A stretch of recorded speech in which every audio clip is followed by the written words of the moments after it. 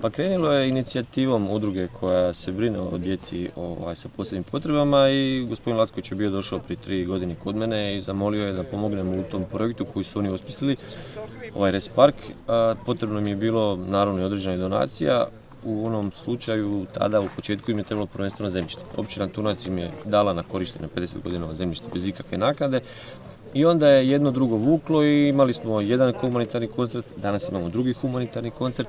Prihode koje smo pribavljali od svih sponzora i mi kao općina davali i oni kao udruga, uključilo se stvarno niz organizacija, udruga i lokalnih samouprava i županija, svi su uključili u ovaj kvalitetan projekat i evo danas imamo jedan park koji je jedinstven u Republici Hrvatskoj, što je bitno, i ne samo da smo stali na njemu, znači on će biti uskoro u potpunosti dovršen, jer ovdje vidite da još ima dosta stvarno za raditi. Pozivam i ovaj putem da se uključe svi koji žele pomoći, nego ćemo imati i proširenje sadržaja ovog parka. Preći ćemo znači i na onu susjednu parcelu gdje ćemo organizirati, gdje ćemo napraviti uvjete za terapijsko jahanje.